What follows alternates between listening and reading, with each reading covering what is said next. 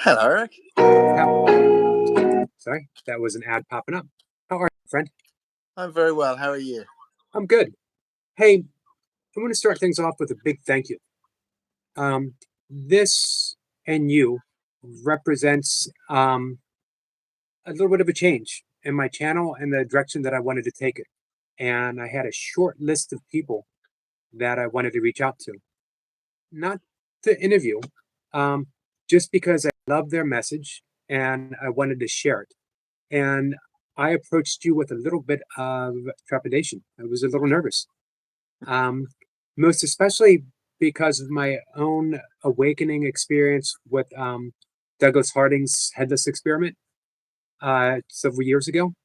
A lifelong practice of yoga. I've been again a lifelong student of A Course in Miracles, and you've had a shift. You've had an awakening from your awakening, so to speak. Um, as well, you are someone who not only pulls the rug out from a lot of people's understandings, you continuously pull it out from yourself. Uh, you don't leave yourself any solid ground to stand on um, without questioning it. I was a little nervous, but again, you could not have been more gracious and kind to provide me this opportunity. And as I mentioned to you, what I really want to do is listen. Uh, and I'm less interested in interviewing people as I am in learning, experiencing, um, and having thoughts other than my own, as well as people who have been listening to me for a year or so talking about things, giving them a whole new understanding of possibilities, potentiality. And I don't think anyone can do that better than you. Um, so I was wondering if we could start off, um, if you could introduce yourself. And I have really four questions, and then maybe we would have questions from people in the chat. Um, basically, who are we? Where are we going? How did you arrive at this place right now? And how do we uh, arrive as well? And um, where does it take us?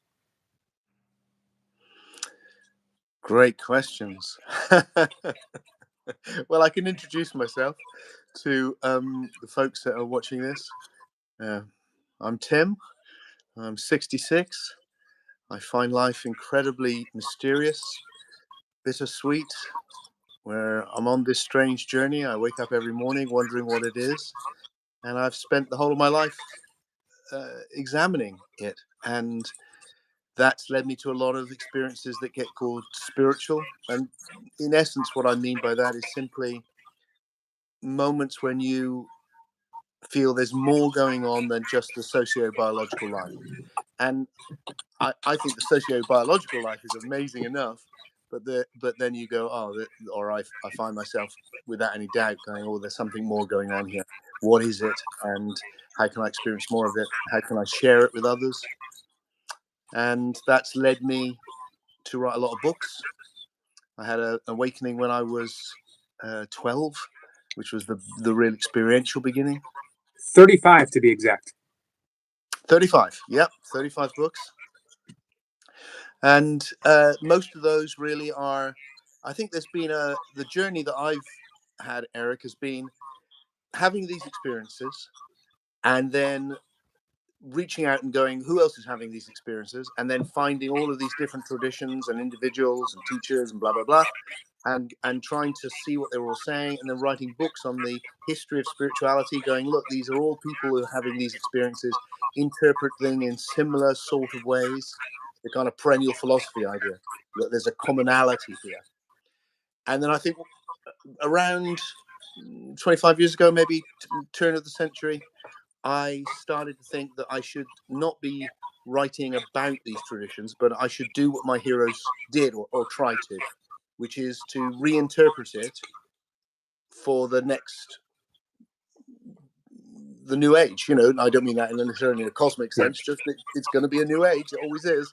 And so we need a new spirituality.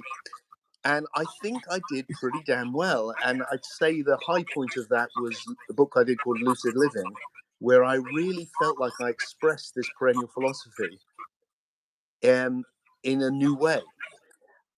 And I think what happened with that was I expressed it so well, I saw what was wrong with it. And that's what started me off on this last period, especially the last 12 years or so, where I felt like I needed to go back to basics, question everything. And it's been the most exciting period of my life. And it's increasing all the time to see a new way of understanding what this is, which is a development of the old forms of spirituality. It's an evolution of those, but it's new. And that's what I'm doing now, not in a book, but in what I'm calling a pod book, which is this kind of love child between a podcast and a book. So highly structured, but in video episodes. So it's on YouTube. People can have it for free. And that's Which what is I'm doing now. brilliant, by the way. Not just your words, but the entire concept of a pod book is absolutely brilliant. Oh, I'm so pleased you say that, because it's a big risk. And but I wanted to use the new. If I'm going to do a new idea, I should be using the new medium. And I am lucky enough to be in a position where I can go, look, I can give this away. So why would I not?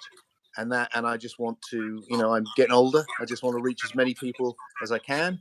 And right now, the phase that I'm in is really about just actually doing it.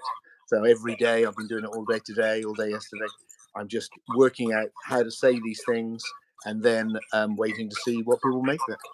The fact that you want to give it away goes right back to the very beginning of my conversation with you, speaks so much of your own graciousness and kindness.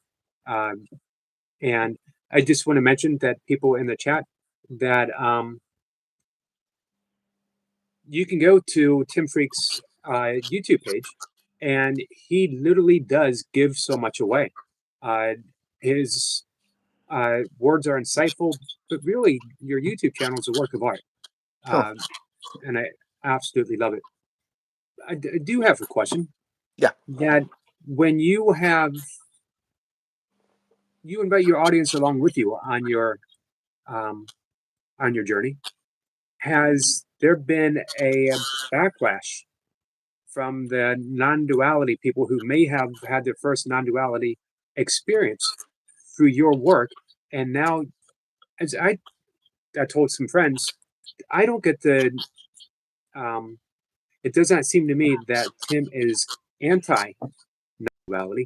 He's just not exclusive non-duality. You really, to me, you represent the Heart Sutra, that form is emptiness, emptiness is form, and you don't discount one for the sake of the other. Yeah, that's right. That's right. So non-duality means a lot of different things, and the traditions are wide and various. So in many ways, what I'm saying, I think, is a form of non-duality. There's other people who would see it as significantly different. One of the big shifts that's happened for me, Eric, was that my older work, you'll see, is sees consciousness as primary. I don't now. I don't think that makes sense. I think there's a better way of seeing it. I think a lot of people assume the choice is either some form of physicalism, it's all a big thing, or some form of idealism, it's all a big mind. And I'm exploring quite a different possibility now, which we can go into. But because of that, I'm putting a different idea. I would say, of all the unpleasantness, which obviously you get, as well as all of the loveliness on YouTube, that I would say mainly people who are very non-dual fundamentalists. And I wrote my bestseller 6 years ago, 1999, was a book called The Jesus Mysteries, which Right. was a head-on, like Jesus never existed book, a history book. So I'm used to that kind of like fundamentalist attack. I'm a little bit surprised how fundamentalist the non-dual community can be. Some of them, It would of course, a lot of seem to people are be, not like that as well. sure, it would seem to be the complete opposite of fundamentalism. because you don't have a fundamental anything to hold on to. And if you're completely embracing non-duality, then you don't cling to thoughts or ideas about non-duality.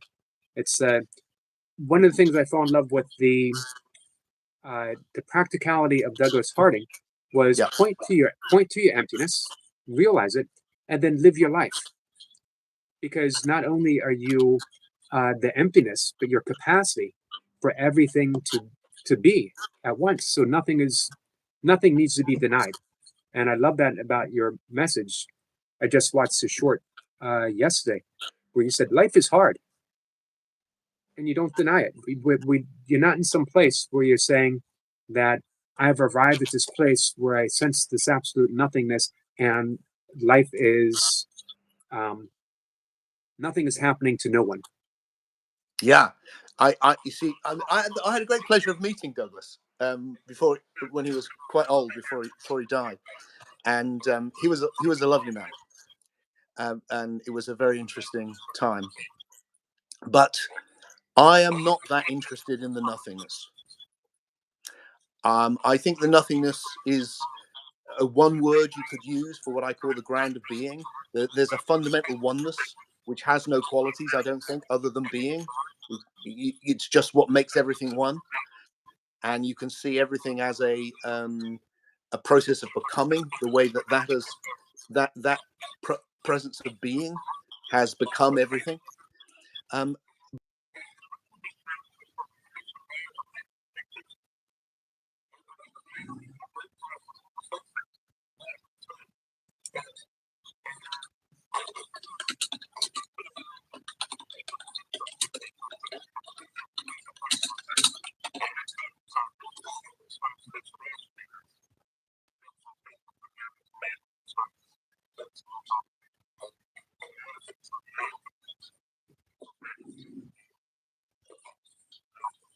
I love your expression, big love.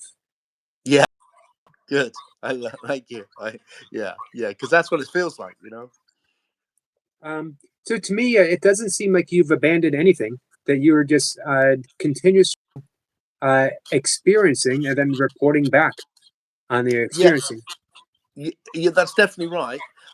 So what that's entailed, it's not really abandoning anything. You're right. It's more like, I think everything is a process of evolution. I mean, that's the big revelation of the last 100 years, since we've understood that the universe is a process of evolution, and spirituality needs to evolve like everything else, and has actually, of course, all the time.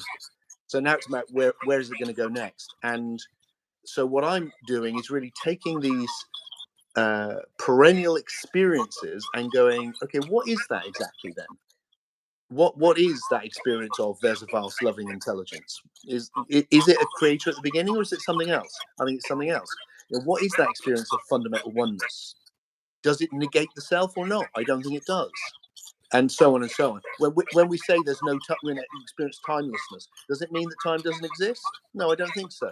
I think, you know, there's ways of understanding all of these profound experiences which are very life affirming, rather than that kind of life denying spirituality, which can be very popular. Now, if I'm not mistaken, you've said in regards to evolution, we are evolution. We are the evolution of the universe itself, and not so much in that pure consciousness approach, but that Tim, that Eric is emergent from that big love, and that we are experiencing the cutting edge of evolution itself by being Tim and Eric. Yeah, I'm really affirming our humanity, and I think that's the big shift. So we've, having studied the history of spirituality in a lot of depth, I can see why people have ended up saying the different things they've said at different periods of history. But overwhelmingly, in that perennial philosophy phase, it's actually quite negative. And I understand why. It's perfectly reasonable. But it's the idea of you've become enmeshed in an illusion. The thing that keeps you in the illusion is your humanity, your desires, your attachments, your self. All of that is in the way of you escaping, and that's what enlightenment is. And fundamentally, I think that's understandable that people thought that, but it's wrong. And this evolutionary picture turns it on its head. So it's not a fall, it's actually going the whole thing, everything, not just spirituality, but everything is this process of becoming. And the universe has shown us that. It's literally started with information, with hydrogen, pretty much, that when it became matter, nothing much more, a bit of helium, and then bang, you've got star systems, and then here you've got life, you've got sentience, you've got conscious sentience, and you've got psyche, this imaginal world of the soul, and what are we then? Well, we are that oneness of being, having become this system, rather than the idea that I was very much involved with before, which is, hey, Eric, you're not really Eric, you're really something else. Right. And Or nothing the else. big mistake is you think you're Eric.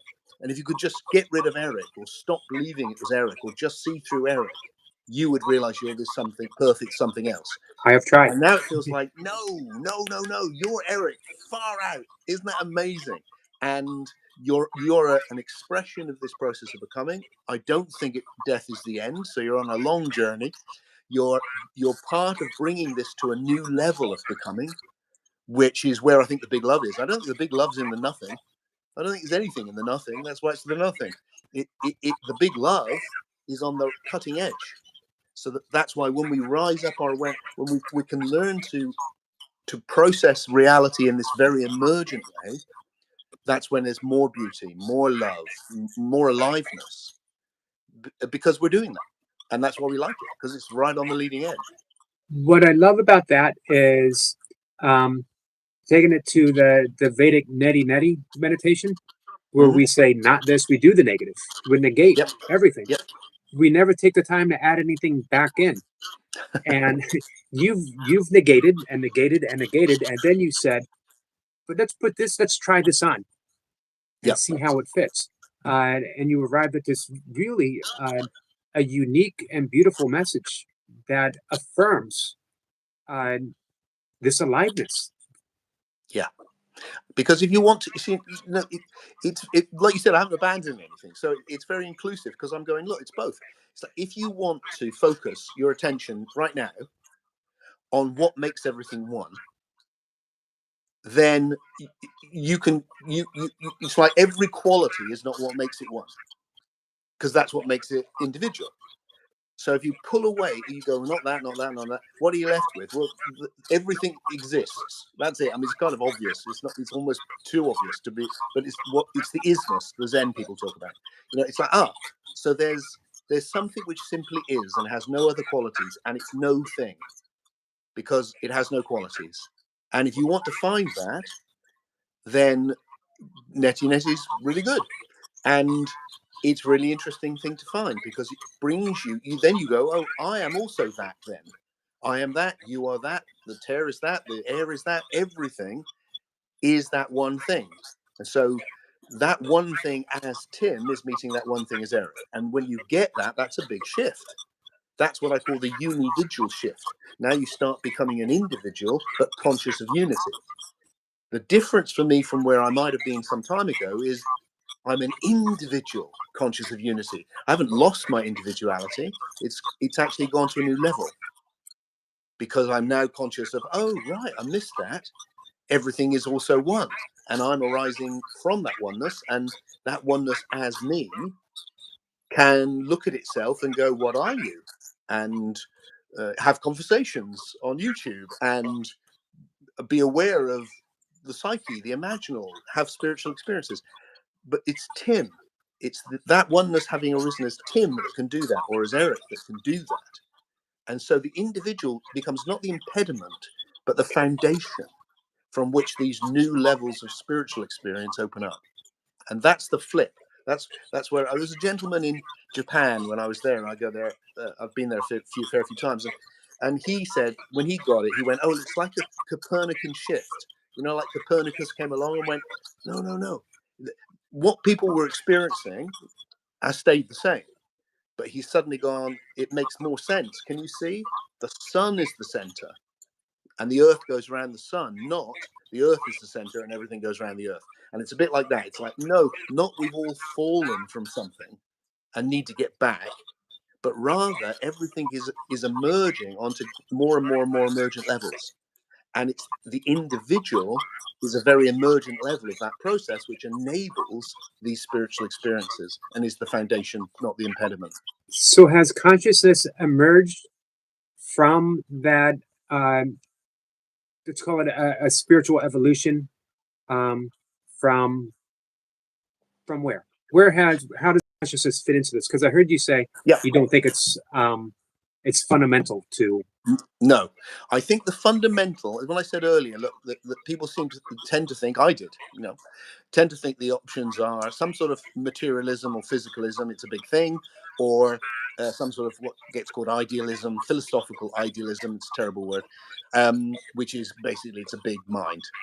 And I think the key is actually neither of those. I think the key is relationality. So that what this is on the most fundamental level is the one in relationship with itself. And that's two-ness. That's also a very old idea. This is yin and yang. It's what you find in Kabbalah, Pythagoreanism, all sorts of things. So it's not, there's always resonances with the past. But what I think we can say now is we've got physics, which has taken matter, gone right down inside it, and gone, it doesn't exist. What's actually there? Oh, information. On that lower level, it's information. Information in something? No, just information, not in anything. What could that be? Well, what I'm suggesting is, well, that's differentiation of the undifferentiated oneness of being. So that what you're seeing is this emergence of relationality. And what am I? Well, I'm a very emergent level of that because I exist in relationship with the universe. I'm never, ever, ever not in relationship with the universe. I can't exist on my own. That oneness exists. I am the universe. I am that oneness in relationship with itself, and so is everything. So then, what I think we can see is that every system, whether you go right back down to like physical systems, up through biological systems, they all exist in relationship with their informational ecology, and they're all reading and responding, or on the lowest levels, you might say reacting, like a chemical or a reaction, for instance. And in biology, that's going to turn into the senses. So then you're getting systems which are complex enough to read their environment, pick up the movement of light, pick up the movement of the air as sounds, so forth, pressure as touch. And also with life, you're seeing there's an agenda for the first time. Suddenly there's the agenda is to stay alive because it's a fragile system, and therefore some of that information matters and most of it doesn't. So the more and more information that's being taken in through the evolution of the senses, you can see that in the biological process. One of the key moments is the arising of the ability to focus on what matters and process some of that information in high definition, as it were. And I think that's what we mean by consciousness. So, for instance, right now, I'm processing you in high definition, and therefore I'm experiencing it like this. But I'm also taking in loads and loads and loads of unconscious information, which I'm not processing in high definition. For instance, my left foot. Now I've gone my left foot. Now I'm processing that in high definition. You are probably too, and anyone listening to it. So wherever you put your attention, you process it in high definition. That's what consciousness is. And that is a very emergent level of relationality, which has been there right from the beginning. So now you've got a very emergent relationship where you can take in all this information, and some of it you can focus on and process in this really vivid way. And that has huge implications for how we understand spirituality, because what we're doing with spirituality is learning. That's what meditation is.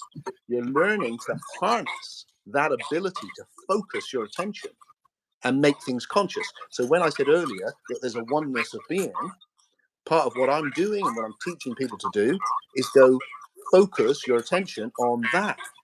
Normally you don't. What happens if you do? Oh, now you're having a very different experience because you're focusing on not on anything in particular, but on that the thing that makes everything one. So I heard you mention, and I have a feeling eventually this will be a question from someone.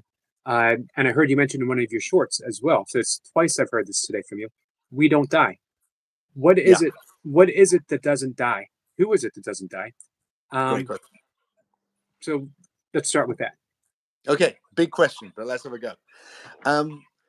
So the key thing with that is identity, to understand identity.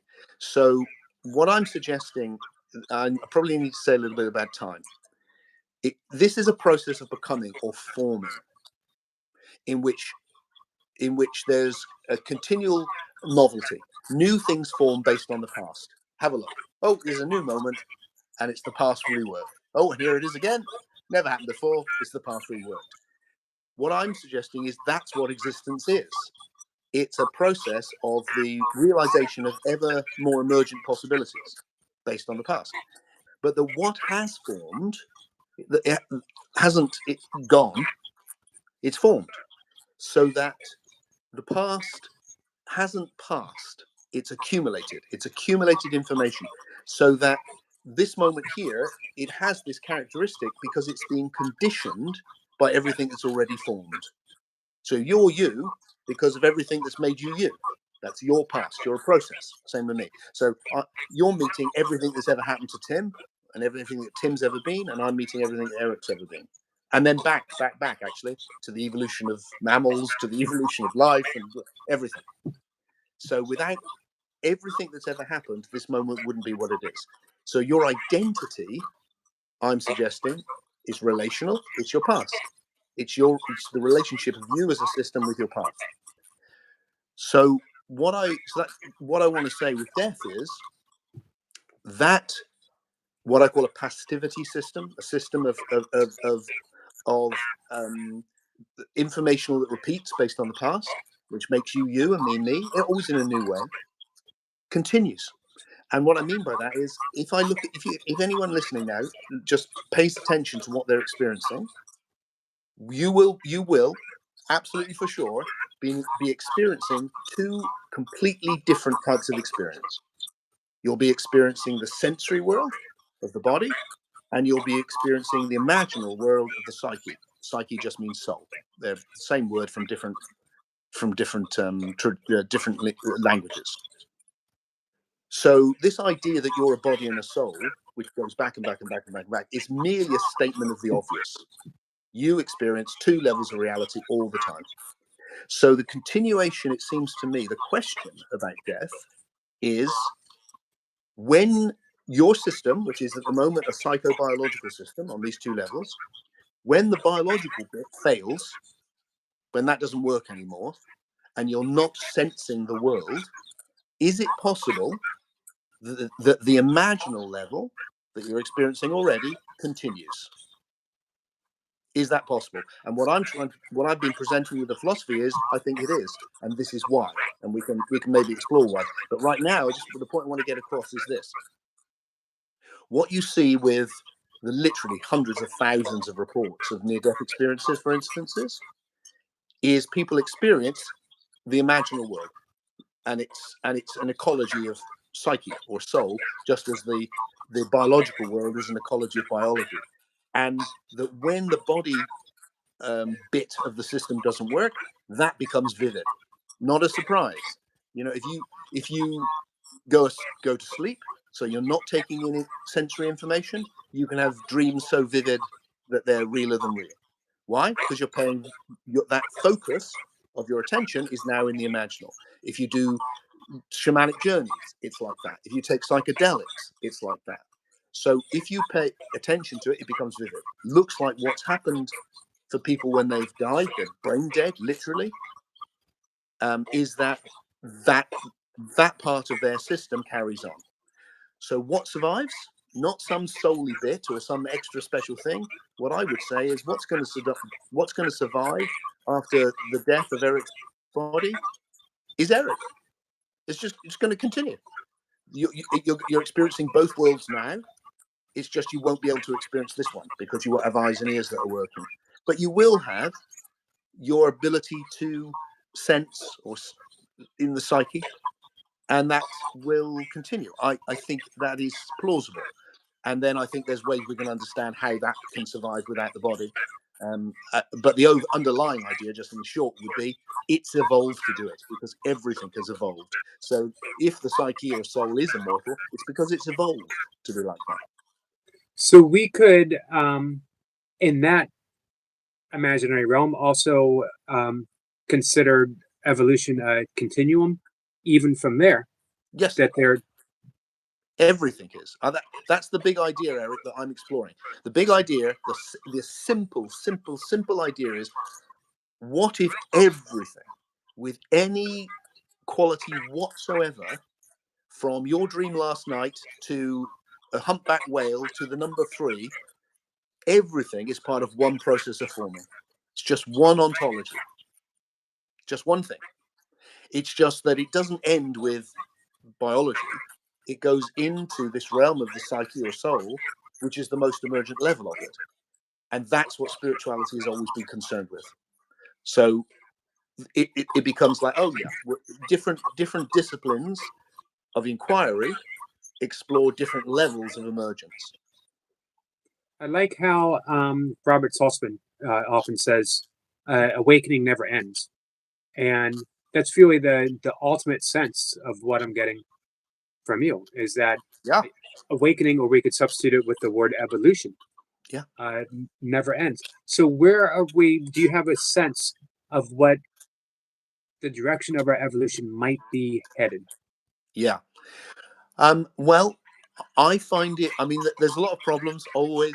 I'm old enough to know that there was. It felt like we were at the end of the world when I was 20. So now I'm in the 60s. It still feels like we're at the end of the world. Hasn't ended though. So that I'm not. I don't. I'm not someone who's naive and dismisses the struggles we face in our own lives and then collectively. However, when you experience these more emergent levels, when you experience when you experience the vast loving intelligence, when you it, I cannot help but be optimistic because it feels so good. And my sense is that there's every reason to think we will carry on evolving. Now, it doesn't mean everything will go easily, but I do think the process will continue. And I think the next shift is a different type of human being. And I think we're blinded at the moment to think it will all be about technology. It will be about technology, and that will be amazing, I hope. But I think the big shift will be us. And what I'm wanting to see and what I would like to be part of making happen is a shift from what I call the individual to the unividual. And to see why that's plausible, if you can study history enough to go, oh, the people in the past were not like us. They were not individuals like we are. What happened? What created the great change in society? The Western Enlightenment, the scientific revolution, was the birth of the modern individual, which is an individual who is now, they're ideating for themselves, they're doubting, they're questioning, and suddenly you get this burst of creativity in art, in science, in economics, everywhere. And that is what has created this incredible burst of evolution in culture, where we've just gone woof, and here we are talking in different countries on phones and internet, and just amazing. All come from that. So now we've that level of individuality has really taken off. What's the next step? And I think the next step is individuals not dismissing the individual, but rather taking it to the next level, where it's an individual who's actually experiencing, oh, but I am also the oneness of everything. So although I'm this very distinct individual called Tim, I'm also one with Eric, and that changes everything. I'm also one with nature. I'm also one with the sky. I'm also one with the suffering. I'm also one with, oh, and I think that is happening. It's still small, but I think it's definitely happening. Um, I love you mentioned optimism. I need it a bit. I appreciate that. As you mentioned, it's not exactly, if we put our focus on it, the most pleasant of times. And I appreciate that optimistic voice that we are truly heading, um, in that more optimistic direction. I do want to ask, how do you see technology fitting into that, particularly maybe AI, or do you? Well, I mean, I think I, I'm aware of the dangers. I'm also affluence because it can increase productivity with robotics to the most incredible degree and free and carry on this process. Human beings have been freeing themselves from struggling to from just biology, from struggling to stay alive, and we've done a pretty damn good job because look at us, look at you and I right now. Look at you. So you got behind you. You got it's what looks like loads and loads of books. Wow, books. One book would have been worth a fortune. Would be impossible. One Sure. book. I've got every book you want on my phone. So have you. It's like this is incredible. So I think there's every reason to think that will continue. And my hope, one of the hopes, this is a little thing, but one of the hopes I have, just as a philosopher, is I think AI can very quickly teach us how to reason and how to be polite.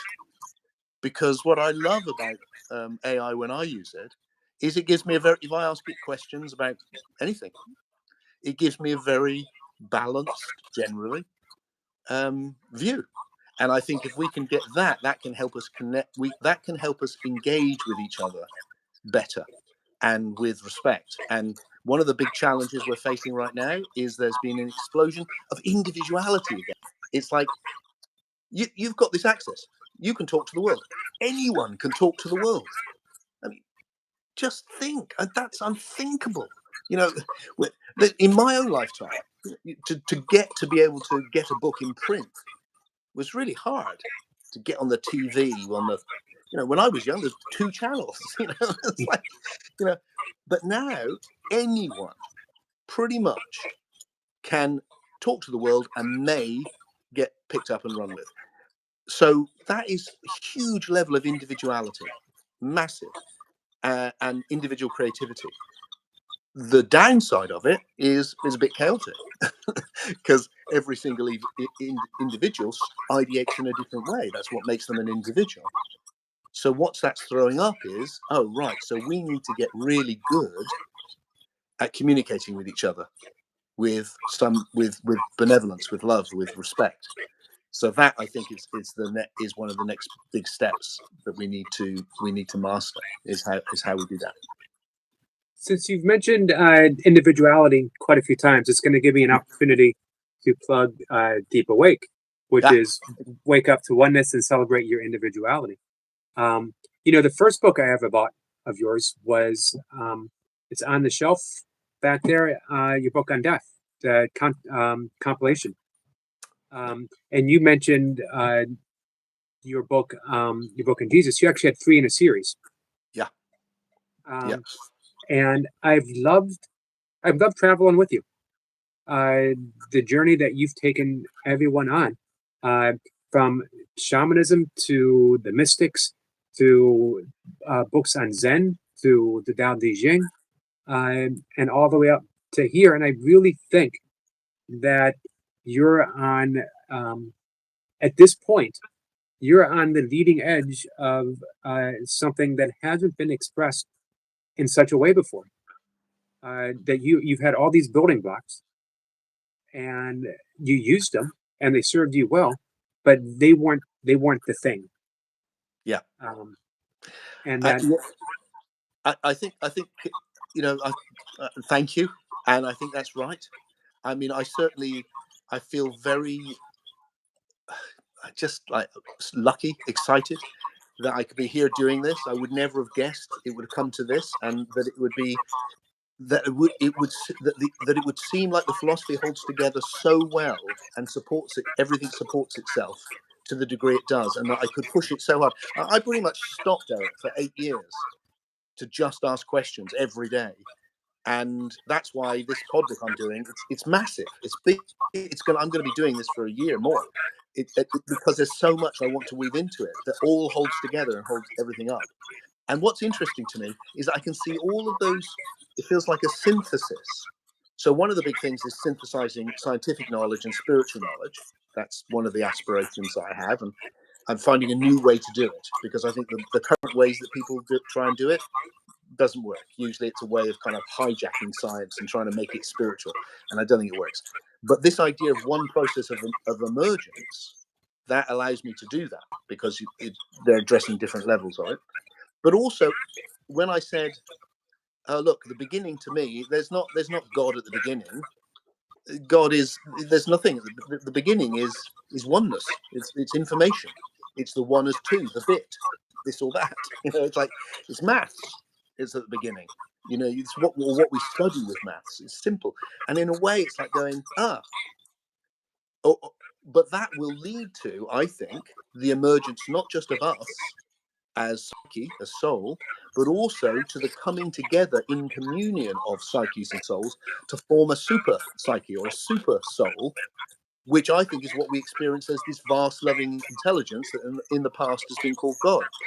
And so when I look at that narrative, which really works for me, what I've done in a way is I've gone, oh look, okay, so at the beginning, Taoism, Buddhism, emptiness, Pythagoreanism, information, and that leads through all of the scientific inquiry until you get the psyche, the imaginal, which is all the shamanic stuff, and then through to a more theological vision, which is Christianity and the other theistic traditions. And so all of those different things, from the Tao to Christianity, it's all like they're all being referenced by something which knits the best of them all together with science into one big story. And one more direction that I want to ask you, and then I think for the remainder time there might be some questions from people in the chat. Yeah. So how do we get there? You used to do, I don't know if you still do, used to do a deep awakening process. You would invite people to a gathering. How do we experience this cutting edge evolutionary process that you've talked about? Self-inquiry, meditation. I know our friend, a mutual friend, James Plath, is coming up on Friday to have a talk. And I watched your talk with him, and he asked you about the 3 M's. Was it meditation, medicine, plant medicine? I don't want to steal his bit, but I am curious. How do we experience the deep connection that you're in, that evolutionary process that you're talking about? How do we get there? Okay, so the first thing I want to say is that overall in my life, the biggest focus has always been experiential. I spent most of my time running experiential events all over the world. I've got one coming up in England in October, and I've done a lot less of that because my focus has been like, I need to do this pod book, I need to do this philosophy. But that's always where my heart is actually for myself and leading others to the experience of that big love, that profound oneness. That really moves me. And I also want to say, I have a little, very small, lovely little online community to which you and anyone would be invited. It's not a like, well, how much does that cost? Well, it doesn't have to cost anything, actually. It's just by donation. And what I do there is I meet every Sunday, and then we'll do experiential stuff as well as philosophy, exploring ideas, but experiences. So that's the first thing. I'm really, really orientated towards how we experience this, not just, lay out a load of ideas. It's like they need to come into our lives. And I think there's lots of ways. I mean, you just mentioned them. I mean, and they're different. You can pay attention to the oneness of being. You can pay attention to the vast loving intelligence. You can take psychedelics. It looks very likely that I'll be running a ayahuasca retreat in El Salvador next summer with some other people, which will be a new experience for me to run that sort of an event. I think there's lots and lots of ways, but the way that's my favorite is so simple, it blows me away, which is relational. It's going, okay, I'm looking at you on this little screen here. and I see pixels, but I see pixels representing your face. But what I'm connecting with is something I can't see. I can't see it with my eyes, but I absolutely can sense it in another way. And that's your psyche or your soul. I'm connecting with Eric. And what I have been playing with for the last 25, 30 years is, and it's become a lot more popular now, is connecting. So gazing is one way to get people and go, hey, okay, let's just look at each other and actually focus that attention, that HD processing, on connecting soul to soul. And if you do that, uh, if you do that in the right way, it is such a profound experience, and it takes you into that oneness, and then you find yourself connecting in the big love. And if you do that, when I do that in the retreats, it's overwhelming. But the part of the discovery for me, more recently, last few years since COVID, is we can do it online. And I wouldn't have thought that was possible. But when you're sitting there connecting, like we are here now, and you just focus on it and you go into it, it's like, oh my God, you're in another country, but I'm connecting with you. Or you're on the other side of the world, but I'm looking at a phone, but I'm connecting with you. You start to realize, this is a profound thing we can do. And that brings you into that unividual communion where you're going, yeah, we're two and one at the same time, aren't we? And the big love is the response to that. And you really do value that connection, because I see it on your YouTube channel. You replied, people comment, and you get a lot of comments, and you reply back. You give a thank you, or you answer a question. Uh, you are sometimes when I see that you call yourself a philosopher, and sometimes we think of philosophy as sort of a distant, thoughtful, you know, but you're a deep philosopher. You are, as you said, the experience itself. So when you talk about valuing that connection, you are truly diving in, and again, bringing it back to the introduction, just that warm uh reaching back to me when I reached out to you. um The philosopher, the whole philosopher thing's a bit of a cover story, really. So it's like I'm a love junkie, really. i That's the truth. I can see that. So you mind answering a few questions? I'd love to do that. I'm going to start out with one from Kat, who sent it to me. And she says, you've written about evolving beyond old ideas of spirituality. What do you feel humanity most needs to unlearn right now? Ooh, a great question.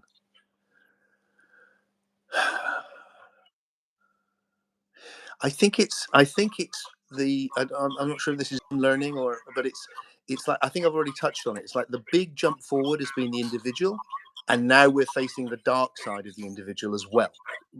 Still got the positive side, fantastic, but there's that kind of narcissism, there's a self-orientation, the whole me generation idea. And I think the step is out of that negative individuality into,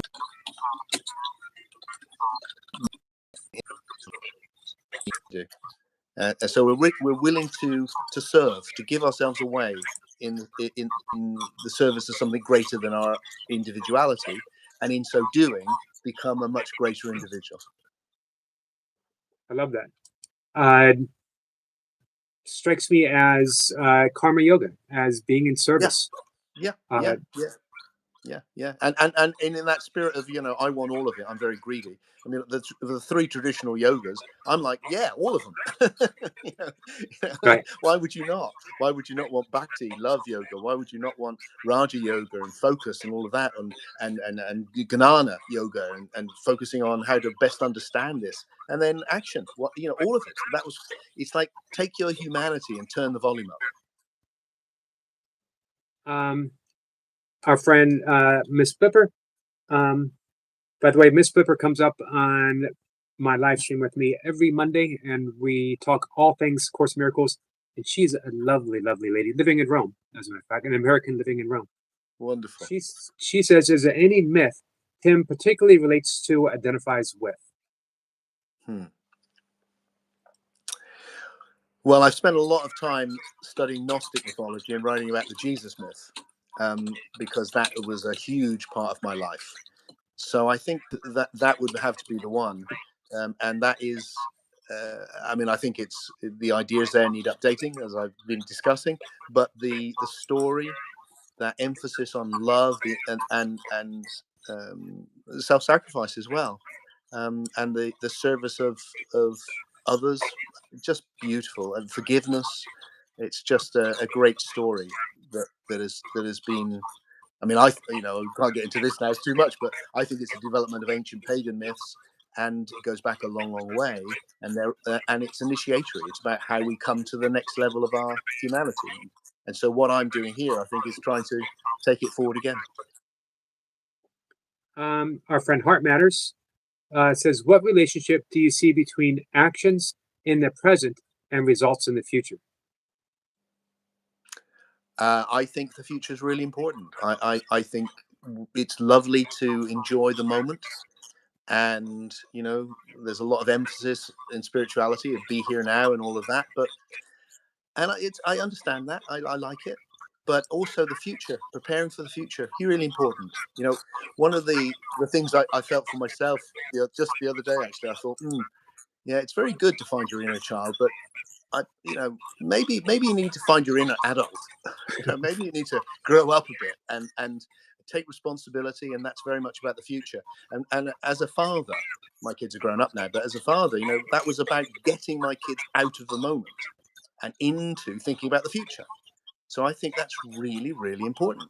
We are creating what comes next with our intentions, and we need to understand what's happening now as best we can, and try and move it in a better direction. I don't see the now as the only thing. I think, no, the now contains the past, and from the now will come the future, and we should engage with all of it. You have a wonderful short talking about the now uh, on your channel. And let me take that opportunity again to, guys, uh, all things Tim, all things Tim is on his channel. And it's a beautiful place to dive in and just spend time. I bring up your shorts and I just go through one at a time. And it's, again, just an awesome, awesome way to spend uh, anywhere from 5 minutes to an hour or more. Our Oh, friend Becca Booth says, do you know anything about dreams, celestial travel?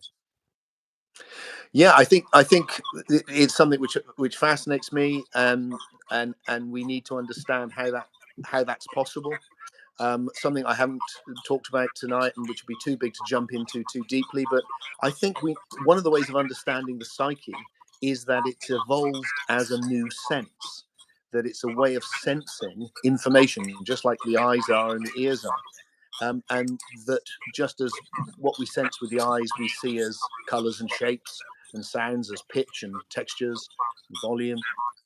What we sense with the psyche, we experience as images from the sensory world, and then that's what enables us to have these rich experiences of the soul or the imaginal, and we need to understand that, how far that goes.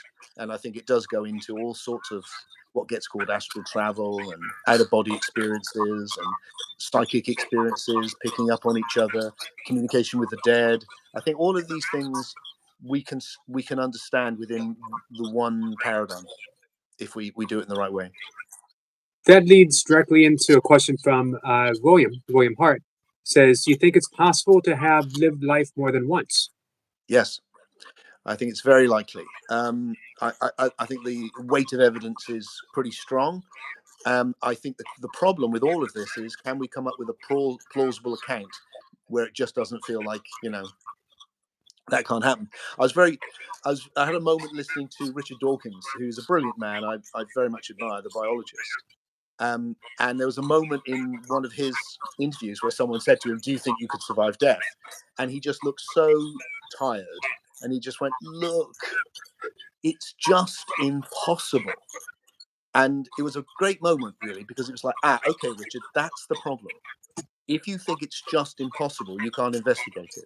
But maybe it's not just impossible. Maybe there's a way of seeing this where it's not impossible. And that's what I'm trying to put forward to people like Richard, if they'd be open to it. And then I think once you've got the idea that the system continues on the level of the imaginal, I think it's perfectly possible that systems can reintegrate with other systems, and that we can have a different way of understanding reincarnation, which makes it sound less woo-woo and actually is much more congruent and understandable within our other knowledge about the nature of the universe. Nice. I like the Richard Dawkins preference. It's someone that I do read, and every once in a while I get the I don't want to say frustration, but a little bit of, like you said, maybe take it just a step. Entertain doubt in your own certainty, maybe. Yes. Yeah, I think with someone like Richard, it really is. He's not seeing any other plausible ways of looking at things. And when he comes across stuff from the spiritual community, it seems completely nuts to him. And that's what I'm trying to change. I'm trying to go, we need a post-scientific spirituality, which is the same, which takes spirituality seriously, but has the same intellectual rigor as we would apply to science. And then we can come back to brilliant people like Richard Dawkins and go, well, how about this, Richard? And I would love it to have a conversation with him to see whether it might be like, oh, well, this is, because most of his criticisms of spirituality and certainly of religion, I agree with him. I think he's right. It's just that I think there's another way of seeing what this is, which doesn't dismiss it. Right. You mentioned the Jesus books. The third one was in two halves, on religion and on a new way of seeing spirituality. And it was the two halves we called the bathwater and the baby. And that's the thing. It's like, the old has got to go, but let's not throw out the baby with the bathwater, right, as the saying goes. Our friend John. Now, for me, you've done nothing but answer this question, but maybe you could sum it up briefly for John, because he asked, "Who am I?" You are the oneness that has evolved through 14 billion years at least and become this amazing emergent psychobiological system, which has itself evolved to the point where it can survive the failure of the biological system and continue to exist in the imaginal and to experience that, and I suspect re-enter into the biological by forming a new coalition with a rising biological system. And in that, you are playing a role in this amazing process of becoming. You get to contribute to it.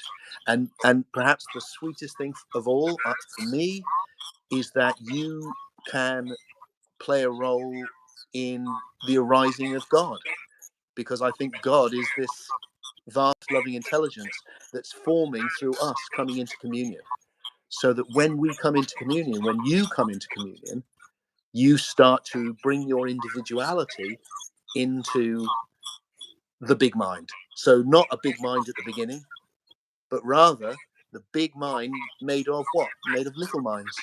A big soul made of little souls.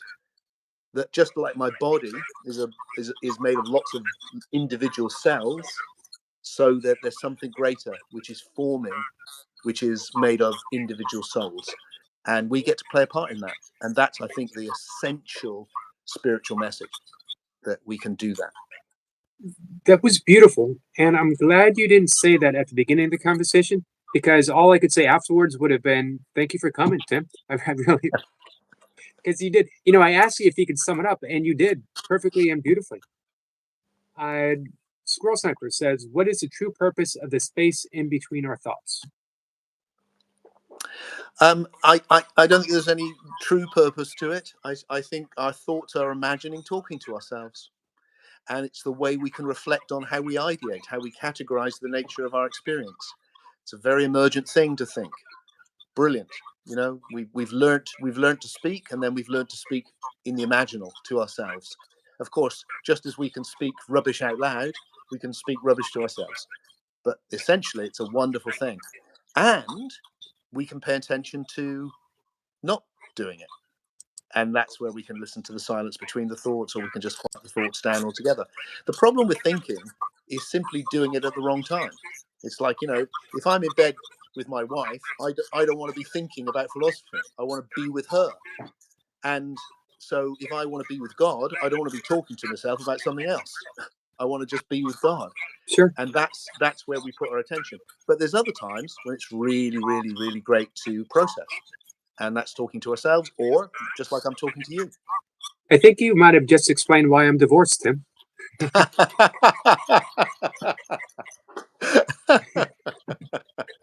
I wish I had asked you that question a long time ago. Part says, do you think it's possible that spirituality is all tricks of the mind? I do think we should entertain that possibility. I think we've been naive and foolish not to. And I question all of my experiences. I question all of this. And I do think we should encourage each other to do that, because otherwise we fall into naive ideas. What's happened for me is I've done that intensely now for a long time. And my provisional conclusion thus far is no, it's not just tricks of the mind. It's actually the perception of something real. We just need to the best way, how to sense it and make sense of it in the best way. You've gotten here where you are right now by continuous questioning, your curiosity. Yeah. Which I believe is on your Facebook page. Curious, I'm a curious guy. Yeah. Miss Pepper says, does matter, psych, energy sound like a plausible trinity?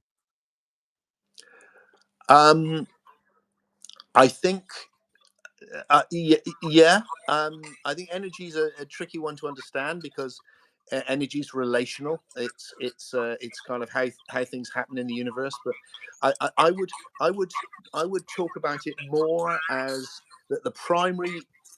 The ontological basement is this phrase which I picked up from a physicist called Paul Davies. Right, if you go down to the lowest level, I think it's what we study with mathematics. It's not mathematics. We don't live in the matrix, but it's the primal relationships, the architecture, and that's what we study with maths. It's like, what is this? It's essentially the one. It's not the one something. It's the one. It's a oneness that's in relationship. It's the one that is two. It's mathematical. And then you see that turn into the probability information of quantum physics, and then matter.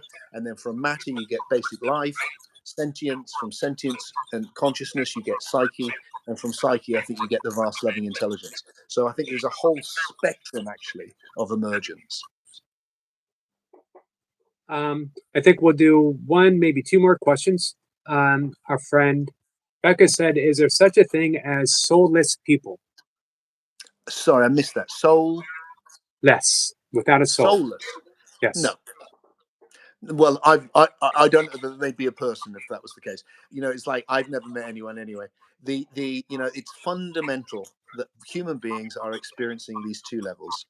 We sense the world and we sense the imaginal, and everyone is doing that. Everyone's doing that. And then very last question, Score Sniper says, Sniper, I'm a little confused. What is maybe NPCs? NPCs. No. Does this realm have NPCs? No. I'd have to look that up. Yep. If you could clarify that quickly, Sniper, maybe. Let's see, and I think that's about it. Our friend Kat says that this was awesome. Thank you so much, Tim. So much to consider. Oh, well, it's been an absolute pleasure. And do have if people want to find out about my online community and about the events. So I'm not doing events much at the moment, but I will be doing some online for sure. And like I said, I do it every Sunday. Then go to my website. And because I've got such a strange name, I'm easy to find. It's Freke, Freke, and you'll find me, timfreke.com. And there's information on the community, which you're very welcome to come and try out.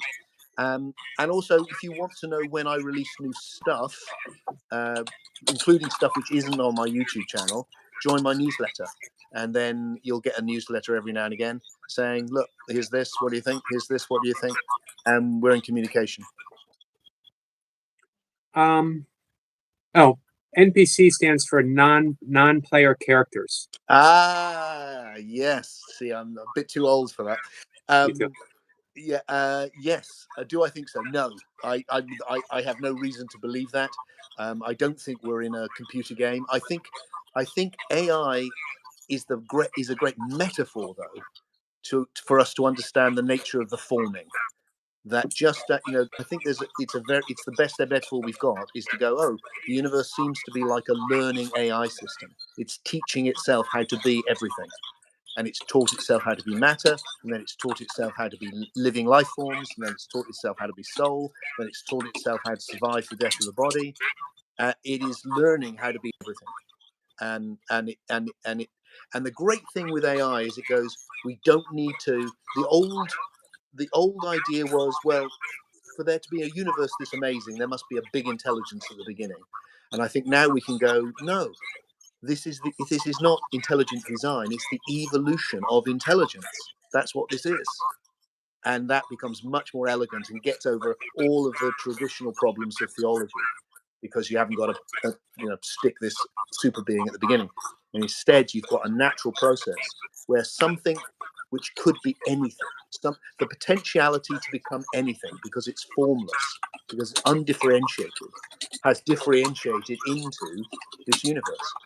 And that's the process, and it's still doing it, and it's happening right now. That ended up being a very beautiful way of ending our conversation for the day, Tim. Good. When you do have new stuff coming out, feel free to stop by anytime. I absolutely love this conversation. You very much put me at ease. Thank you so much. You were a very warm and giving person, Tim, and I really appreciate that. Well, thank you, and it's been a delight. It's been great, Eric, and well done for everything you're doing, and your exploration, and well done everyone who showed up and is interested. It's lovely. It's beautiful. All right, I'm going to say All goodbye. right. Take care. Thank you, Tim. Guys, I'm going to say goodbye right here too. Thank you so much. I will be back at 5:25. Come on by and hang out with us. Thank you, Tim.